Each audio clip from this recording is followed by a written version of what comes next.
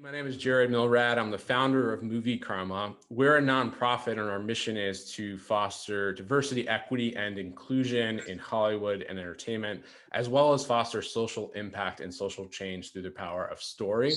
And I'm really excited to welcome on today's conversation here on Rewriting Hollywood and with Movikarma, two incredible creators and co-directors of a new film called RADIUM GIRLS, which is now streaming on Netflix.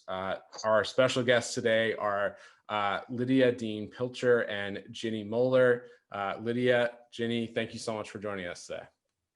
Thanks for having us. Absolutely. Nice to meet you. Nice to meet you too.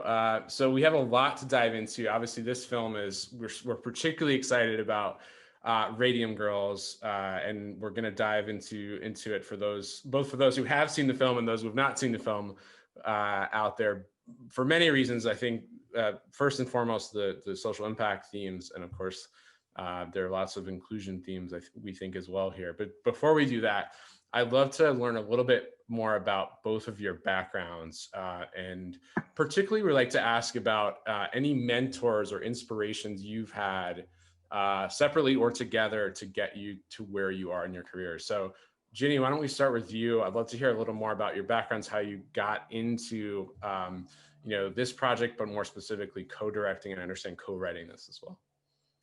So I grew up in Arlington, Virginia, and was so lucky to have a really incredible arts education from a young age. I did community theater, and then in high school there was a really incredible theater program taught by Carol Cadby that was ensemble and experimental, and there was directing and acting and devising.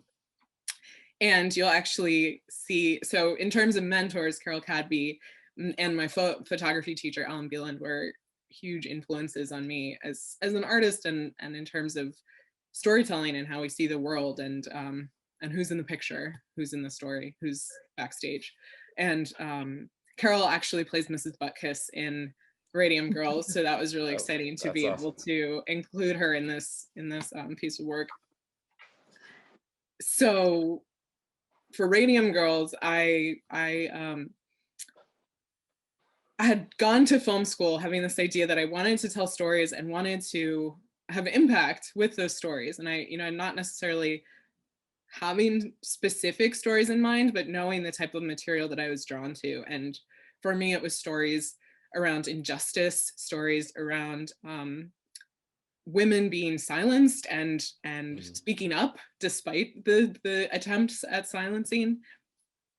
And a lot of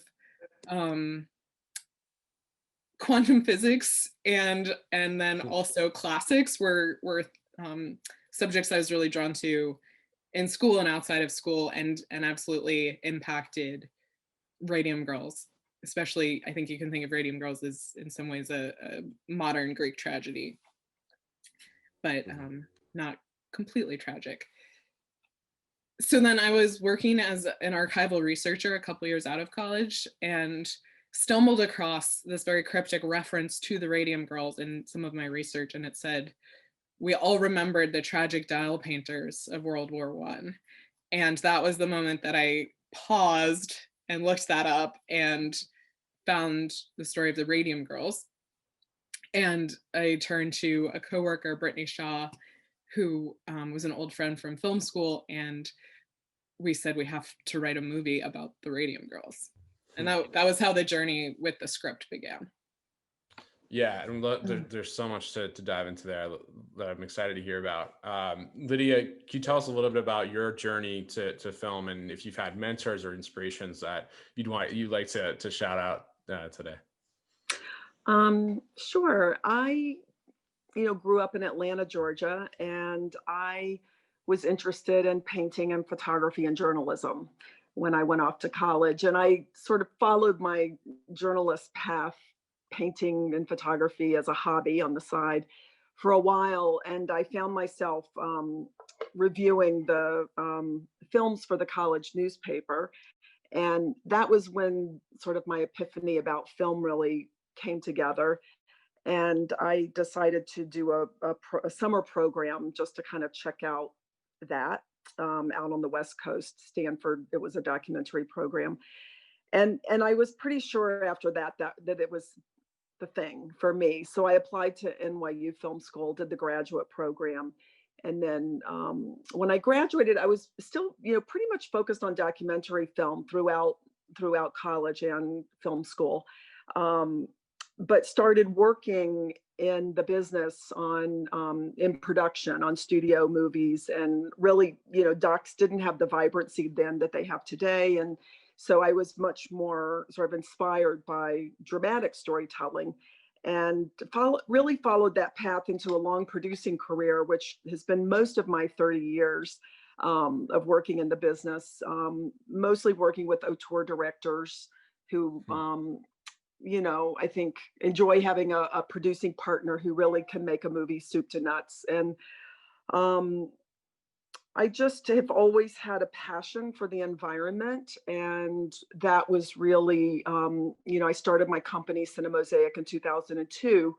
And at a certain point, really, when the crash happened, I don't know if I overheard you saying something about that in your path, but I had to sort of shrink my business down. And so whereas my sweet spot had been more like movies and the $10 to $40 million range, I had to kind of think about just dropping down to more micro budget films and thinking about working with first time directors. And that became sort of an interesting journey of its own for me. And that's partly how, Ginny and I came together. I was looking for a project about sustainability, about the environment. I was trying to find the right project. I really like narrative filmmaking, so I wasn't looking for a documentary. And someone had told me Ginny and Brittany had written a screenplay, and then I later heard that they had won the Sloan Foundation Award, which also gives it a lot of cred.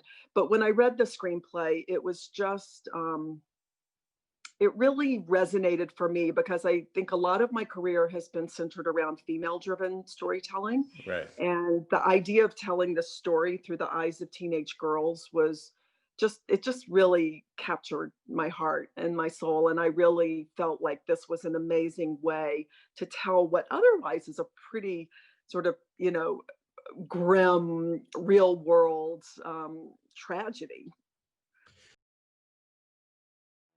Hey everybody, I'm Milrad, the founder of Movikarma. Thanks so much for stopping by our page. Make sure to like, subscribe, and share this channel with your friends and family so we can continue to transform entertainment into action.